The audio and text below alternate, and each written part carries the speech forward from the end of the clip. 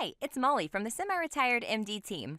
Today's episode features a special guest couple, Aline and Carlos Zamora from our 2024 Fast Fire to Freedom Summit.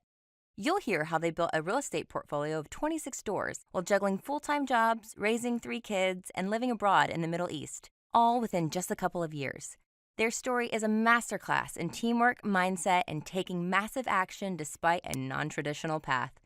Whether you're just starting out or scaling your portfolio, this story is packed with inspiration and proof that financial freedom is possible for physicians, no matter where you live in the world. Let's dive in.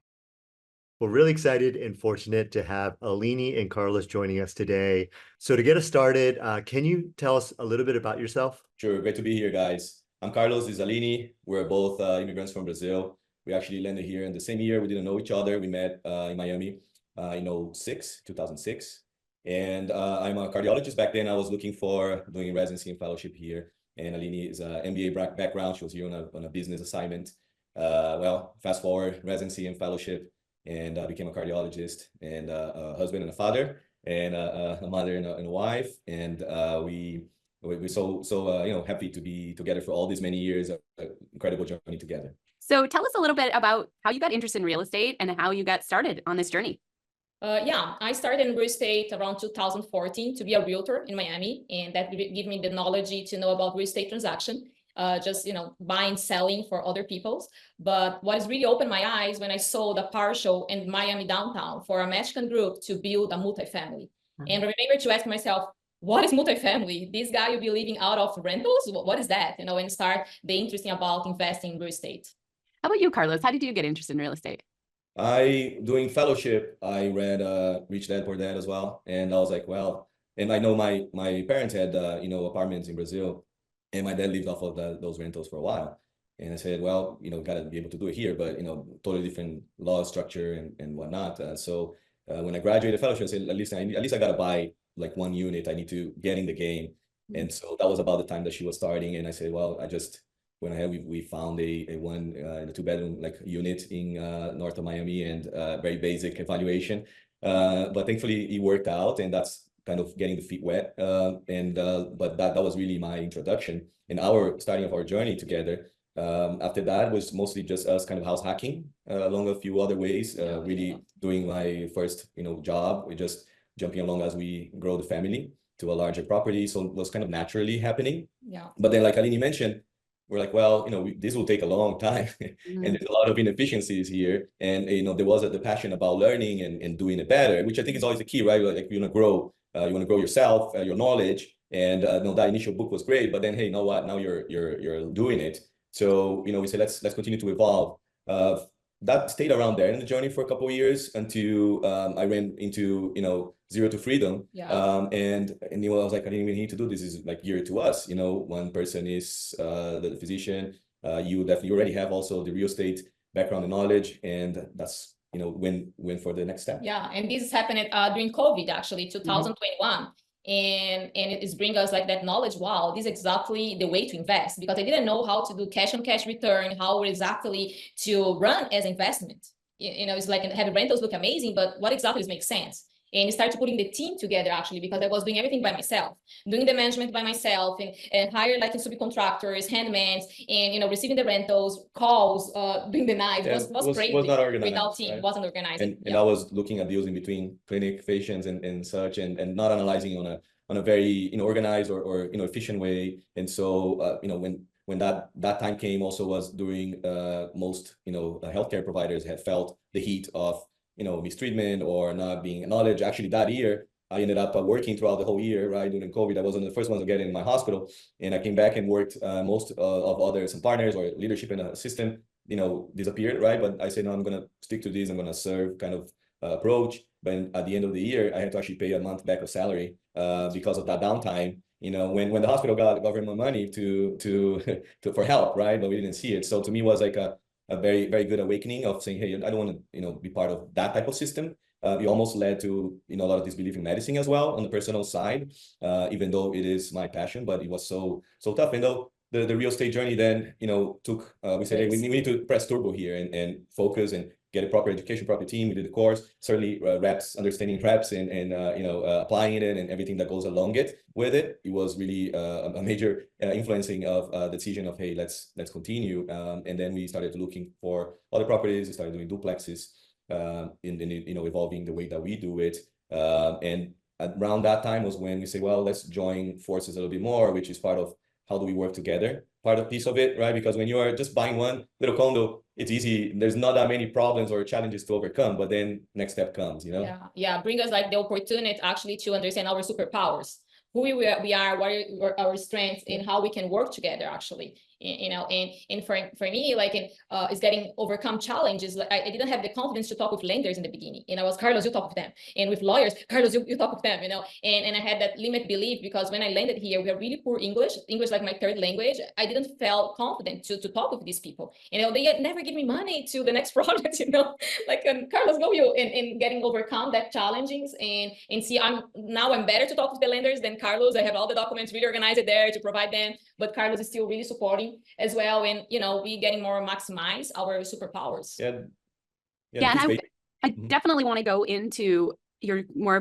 recent journey and you guys working together, because I think that's a really key for people to hear about. But I want to go back just quickly on the house hack piece, because you guys started early. You started right out of fellowship and you started with house hacking. And I think that we have people in our community, the residents or new fellows or maybe new attendings, and they feel like they can't do this. They feel that they have student loans or they feel like they don't have quite enough saved. So can you talk a little bit about that mindset of starting so early and how you managed it? Yeah, absolutely key. I think it was, like I said, I was blessed that I read that book early during my training. So I already was prepared to, you gotta get in this game somehow. And if I didn't have, I tried to buy, an investment property, but I didn't have any money. That is a great way that is safer, that you were living there, right? We have great products for physician loans. That when you interact with other professionals or other, folks, they don't have access to those type of products. And so, it's very advantageous for us to get those terms that, very minimal or no down payment, that you can get your first apartment, your first house. So whatever it is, that counts towards 10 years later. The deal that you're doing or acquiring that is 30, 50, or 100 units really doesn't start like from 0, to 100 all at once. So to think about those ways as steps. And, you move, if your family grow, like we grew, we had a first daughter, then we went to a house. That's Aline did her first major renovation there on the first one and embraced the challenge. Right. Yeah, I remember that day. Yeah, we bought a house for around 400 with Dr. Loan. Yeah. And with a lot of value involved. We did a major, rehab there, kitchen, AC, new roof. Yeah, it's like almost 7 years old. Yeah, and it was our first house in the Miami suburbs. And I remember to calling Carlos in the hospital, oh, I'm doing that. Today they were installing this and that. And the day we moved it inside the house, Carlos went there, I think 1 or 2 times just to see. He's good to pick the locations, and he picked a really good location, and we end up selling that property for 800. Yeah. 100. I think only 3 years later. 3 years later for our next house. Yeah. To live. I'm not gonna say that everything was planned out as much, but if you have a good safety margin there, you get some knowledge, and like Aline mentioned already, knowing each other's powers. So she knew that I have good ways to find the location and the price point, and I knew that she had a very good systems to run the contractors, to run the schedule of what goes next. I knew that she could do it. She knew that I could find it, so we trusted each other, and not blaming each other is key too. More embrace, more appreciation rather than expectation, right? Because there was a lot of that at the beginning, like, oh, you should have done the bathroom better, or put it in there, or maybe her talking about my terms with that when I did the loan. But turning that into appreciating more of the work that both are doing is the key. Of making it successful at each step, on each challenge, because they will come. Like we never had, and I think nobody in the history of real estate ever had like a more than a handful of transactions that there's no hiccups on the contractor side, or it's just part of a business and of the game. It's not straightforward. So if you're prepared to that, and you work on your understanding and communication, gotta have those first. Otherwise, when those curveballs come to you, you're just gonna swing and not gonna hit anything, and that is a recipe for for disaster. So that's what I tell people for. Love that trading expectation for appreciation, something that we've also learned working together for many years. And so, yeah, that is definitely one of the keys to a successful partnership. So I wanted to kind of talk about the physician loan, because not a lot of people know that that's an option. And also they don't know that that's a way for them to buy a property with not a lot of money. And so can you talk a little bit about where you found those loans, and then also just at a high level, what some of the terms were?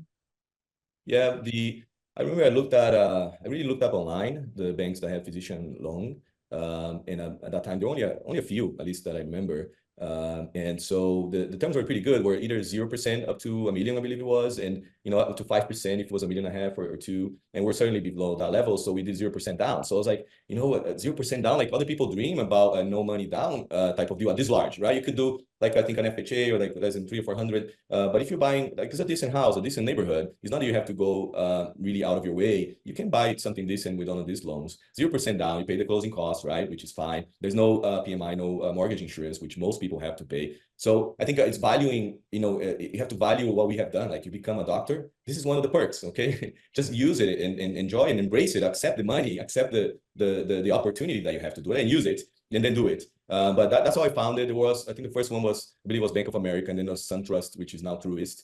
And both were those are 30-year terms with 0 down. So the first 2 hacks, we did that. Amazing. So now fast forwarding to what you guys were telling us about your real estate journey, you guys got into ALF's adult living. So can you talk a little bit about how you got interested in that area and then how you started to buy properties for it? Yeah, it's good to pick up from what we're seeing on the story about post-COVID, right? My frustration with hospital and systems and that bureaucracy and not practicing on my own terms. And the real estate journey, I was like, I got to do something different. And we also wanted to do something different in real estate, meaning like, okay, now we have all the experience. Now we had Zero to Freedom. We have learned more tools. What do we do? Like how we can, like we're learning to work together better. So it's like, what can we do? And Aline, seen people talking about assisted living. How is a real estate game plus a healthcare game and business game? And we said, well, it sounds like something that we can potentialize what we already know. With an upside on both sides, the business side, the healthcare side, the real estate side. And so she went and went to a conference again, learning, right, and furthering your knowledge. She brought back what she learned. We reviewed it and we say, well, yeah, we're in Florida, right? There's a large amount of seniors here, and so a great place to start in your own backyard. And we say, okay, let's go, let's do it. Aline went out with a friend and started to kind of secret shopping for locations, like visiting small ALFs, right? Same situation, like you're not starting with that 100 bed ALF all at once. So we're looking for more residential type. Here in Florida is about 16 beds, 10 to 16 beds. That's we settle for our budget and what we wanted to do in regards to outcomes for cash flow and how much involvement. And we started to looking for them. And then Aline went to one and she called me. It's like, listen, this owner, which is happening now every day, right? Every day, 10,000 baby boomers retiring, and businesses are just going to be handed off to new generations for us to do something about it. And this was the case. She was like, this owner, he looks like he's tired and all sick and tired. Like he needed surgery. He couldn't do it because he's working. And she's like, talk to him and call him. And I saw the location. I didn't visit it, but I saw it. I was like, yeah, it's a great location. Great price, because they just wanted to just cash out what they owned plus a little bit more. It was running down, like it was 30% occupied because they couldn't run it. They didn't have the bandwidth, he's sick. So I called him and said, hey, my wife is there. I would love to talk to you about buying. Have you thought about selling it? And he's like, oh, you know what? I've been thinking about it. I'm sick and, I haven't put it in the market, but that'll be great. Let's get together. I said, well, let's get together Friday for dinner. Went there, talked a little bit more about the numbers, how everything is looking like, and, made an offer there. So that's how we got started. Yeah, it was totally running down. In the end of the day, ALF is still a real estate game. Yeah, and then we did like some renovations there. Then we can see in the pictures and start to having more movings there and stabilize the cap, and in the process to increase more beds there to add more value, even more value. Yeah. Can you guys get everyone who maybe this is the first time they're hearing about it? Can you give them a background about what it is and why it was so interesting to you? Yeah, a residential assisted living facility. It's like people can get confusion about nursing homes and assisted living facility. It's true, people getting more sick in these days inside ALF space as well, but it's still like in a place for people with dementia, Alzheimer's, these type of people. Yeah. Yeah, it's a great way to. I said, I always say like, oh, we should have a hospital. A doctor should own a hospital, right? And so, but that's a much larger venture. And so, if you think about it, it's like you're having almost a mix between a bed and breakfast and a lower acuity level type of care. And so you have 24 hours care with caregivers, CNAs, and depending on the type of license and depending on the state, you might want to get into more advanced licenses that you can do. Even some of the states you can do PAC 2s and very state by state. It is regulated by ACA here, which is the same the government institution that regulates hospitals. So in nursing homes and most of the large clinics. So there is a healthcare process to it.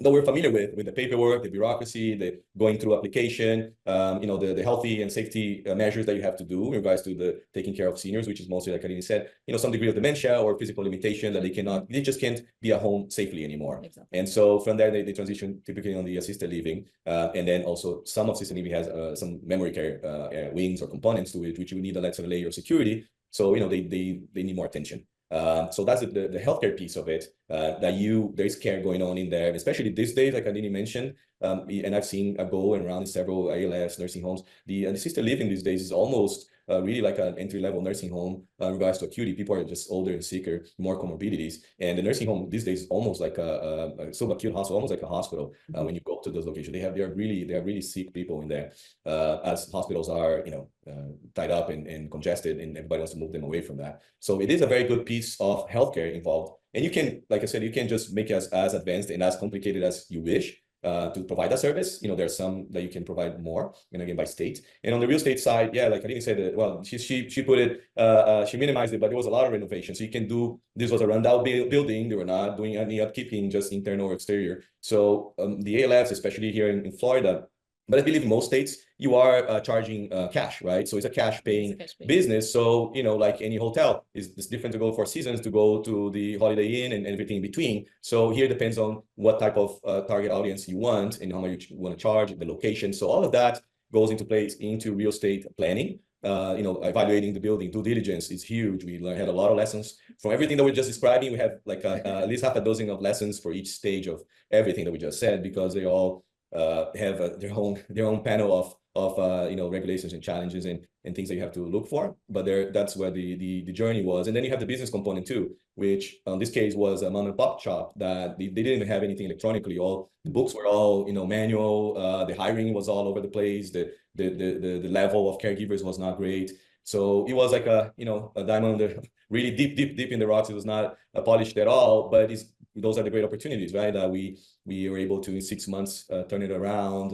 And I think doctors and healthcare providers that are interested, we have a great insight of what people want, what they need, and what the reality expectations are too, because you have to also be realistic of what kind of people you can take, what you can, tell people to expect in regards to care. So that is why for us was like, hey, this is, it really, that took us to the next level of working together, solving larger problems together, which they will appear no matter how well you placed your play there. There are challenges because you didn't, especially if you buy value add, if you buy from a mom and pop or entire, that's where the most upside is. And that part we have been doing great financially from the reward from that. Yeah. And so what you guys are saying, and I want people to hear, is there's the real estate piece of buying it, but then there's the operations and running the business of the business. So there's two pieces, and you guys were so well suited to do both, right? Because Aline's background and her MBA and her strength in operations. But can you talk about, what the options are for somebody who's getting into real estate? Could they buy a property and not do the operations? Can you talk a little bit about that? Yeah, sure. I think they need to find that place, understand if the zoning is there for that, getting the license, and find the right tenant. Find the right tenant is a key, because they can lose your license in a second, and to have another life can take you like in a year to pass all the inspections, everything is needed to run. They have that I can say issues, but challenge, but it is a secure type of rental, you know what I'm saying? Yeah. But need to find the right tenant. Yeah, it's I would even say that if nobody involved has any experience in operations or running a business. And in our case, I always wanted to learn more about business or running it, or just being next to her, seeing how we were doing everything else. I had learned from osmosis and books, but it was time to experience it. But she had the lead about showing me how we were doing it. So if none of the partners are into that side, there's a very steep learning curve and very potentially costly learning curve, not only financial, but legal too, because you're dealing with lives, you're dealing with employees. So I would say, certainly you can buy, and there's a ton of folks that buy and lease it out to operators that cannot buy it or don't want to buy or deal with the real estate piece. So if you know about real estate, you can certainly get into that. The need is there for sure, right? There is a shortage of housing as it is, and for seniors even more, and dedicated to seniors even more. And there are a ton of operators, a ton of let's say nurses or CNAs or people that have worked in these locations that they want to, operate their own because they already learned the game. They've been on it for 10, 20 years, but they just have no clue. They don't want to deal with the real estate. That is your ideal client for you to buy one and get it ready, get the rooms ready, get the, just learn the regulations for your state, for your local, for your county. But those are all available, all smart people here, they can find out or find people that can help them sort through those. And that's the ideal situation because like Aline mentioned, those are very safe tenants, right? You have seniors there. You don't have like a disruptive type of, behavior is really caring for people. So you feel great that you are adding to that mission. And again, we have seen that, and that's what we're doing with the second one that we have, leasing it to somebody to operate. We're focusing in also other things. So we're seeing that they love that opportunity, because they really they want to even deal with the AC because that's not their thing. So yeah, but it's one point, Let's, it's really important to tell people, find a coach or a mentor have been doing that with an approved, they know exactly what is operations talking about. Because one of my big mistake, I was listening just like investors in the business, they have no clue about operation, no clue how to really find the right tenant and what is the blind spots in the agreements and that type of things. And it's like a lot of headache. Yeah, because people is like in selling situation, but they are never deal with that situation. They just have an idea, because someone else told them, or they never really they never deal with caregivers. They never deal with a nurse running the place. You know what I'm saying? They don't have that experience. Yeah, that's a great point. People that have done it. So that's why I mentioned the people that have worked in it, but also as investors, like Aline said, we set us back a lot, listening to the wrong people at some point that she was just listening to some investors that nothing wrong with being an investor, of course, but they're not the ones to teach you how to run the whole thing or thinking that because they read a report from somebody reading that they are the ones that know. It's like you buying Apple stock and saying that you can run Apple company, right? It doesn't work like that. So for the operations, getting experienced operators, getting experienced mentors or people that have done it themselves, both with the challenges and the successes, because that's where you're going to get the most from avoiding those headaches. Yeah, definitely. I say really like one example clear for people to understand. When you decide to take a coach or a mentor for someone, like you want to getting a better marriage, and then you start to having a coach with people having like 4 divorces and like a broke marriage, these type of things, it's not the right coach for you. But I did that mistake without asking, do you have proof of the concept? Tell me about your experience on that field. You know what I'm saying? I think this is a big lesson for me. Now, I was just trying to think about somebody who is interested in going into the space and looking to hire a coach or a mentor. Is it important for them to find somebody in their state that they're interested in investing, or can it be somebody out of state? Because I just know regulations might be different.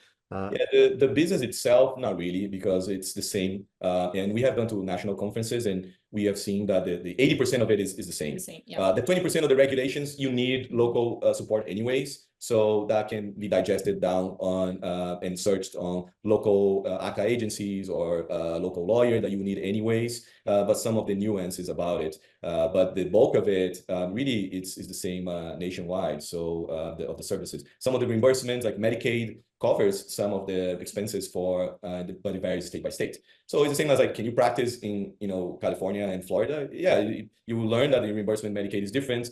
Maybe patients are a little bit more like this or like that, but you can practice. So or somebody can show you how to practice. So same with this. 80% I would say is there, and the 20 that you have to do it anyways as due diligence. It can be outsourced, and people have to do it themselves anyways to learn. I wanted to give people a sense of the the margins, right? So thinking about just the real estate, right? So your second property, you're renting it to an operator. What type of cash on cash return, can somebody expect from renting a facility? Yeah, Kenji, I think it depends the size, exactly the size. If you can license for 6, if you can license for 8 or 10, if you're doing that. For you have an idea right now, we have a license for 14, this house. You can ask me like a 10,000 triple net lease agreement.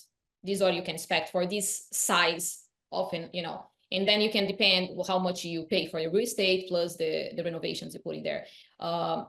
In terms of cash on cash return for that rental, we have right now is around 13%. Yeah. Just the real estate. Yeah. Yes, just the real estate. The business itself, you can expect in 35%, 30%.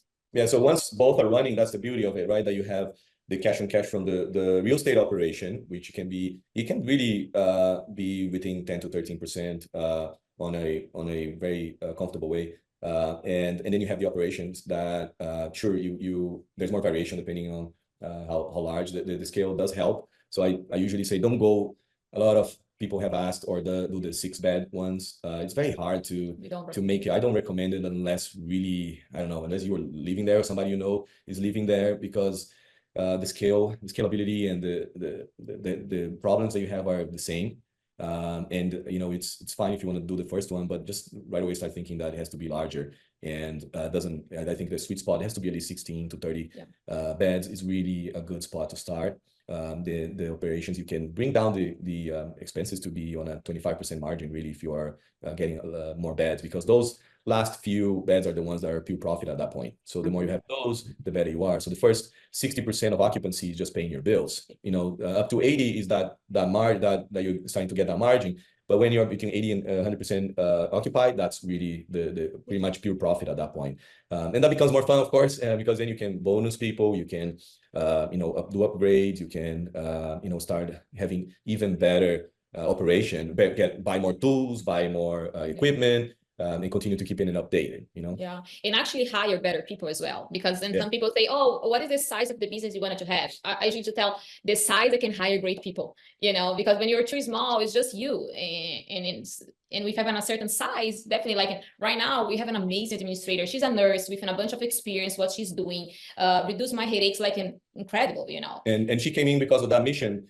She was in a large, national chain building, which, sounds 100 beds and corporation style, very cushy in regards to executive type, but very busy because of all the extra layer of work that she had to do. And we were able to bring her over now after, of course, almost 2 years, after 2 years. So there's that period, but after 2 years, then we were able to bring her, pay her well, almost about the same as she was making, and she's super happy because she came with that mission, like she likes to do this, and she doesn't want to have to deal with corporate just to order, gloves. We know what she needs, what she wants, and it's a straightforward communication. Yeah, and the one big reason she come because of reputation as well. She hear about us, now she's getting more confident. Okay, I want to go and enjoy that mission. I want to go and work for that guys, and it's definitely make a huge difference in our lives. So what would you guys say to somebody, thinking about falling in your shoes, any sort of advice about, your journey in general, right? Like the mindset, the things that have helped make you successful and get you to where you are now? Yeah, great question, Letty. I think it's surround yourself with the right people. Definitely find the right coaches, the right mentors, find people who have been doing what you wanted to do, and ask, could you coach me? Could you mentor me? Ask for help, definitely. Yeah, be curious, and if you're working with a partner, that I think is the number one, just again, the appreciation rather than expectation. Learn yourself and learn your partner, so you don't focus on the negatives and on the, the wrong that we all have, but on the positive of each one, and then combine them. So if you're doing it with somebody, with a spouse or a friend or a colleague, work on that first, spend time on that, because you will spend a lot of time working together and dealing with things together. So you really have to understand yourself, understand the other person, have the same mindset, go over those values and mission. It's not like idealistic, is real, because those will become real. And when problems that are real come, you have to be lined up on that, and not just on the paper or just that it looks good. So it has to be felt within the parties involved. And so 80% is the mindset, is aligning the interests. You can it can be very different, right? We are different, but you line up those interests. So and exponentialize the superpowers. Then you like, okay, then you also find that person that can help you, or that group that can help you, or that has done it.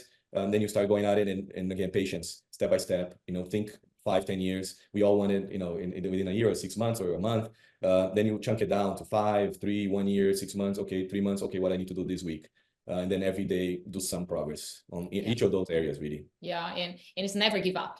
I think it's what you need really to put in your mind, never give up. Like it's a big win for my life. Is like never give up. There will be plenty of times, like it's the same again as marriage, or as a friendship or residency. Don't give up. There's a learning into that pain, and process that pain. Feel it. But then process it, and there will be a big learning there, and that'll make you strong for the next one. Or that same speed bump in the future will feel like, okay, I know how to deal with this, and you just automatically go into what you can do, or have your partner to do about it? But actually, like in my background, you know, like, okay, I have a business background down to Brazil, but when I arrived here with a really poor English, guys, if I did it, everybody can do it, you know, like just do the steps, have that first step and start it, you know, like, you can do it.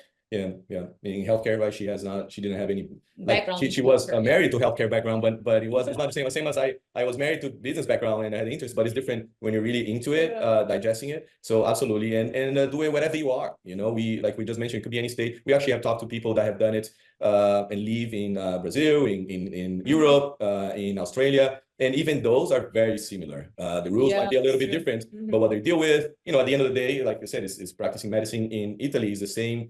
For the most part, there might be different tools and the different hospitals, different people talk differently, different type of coffee, but 80% of what you're doing is the same. So do not feel like, oh, my town, I cannot do it.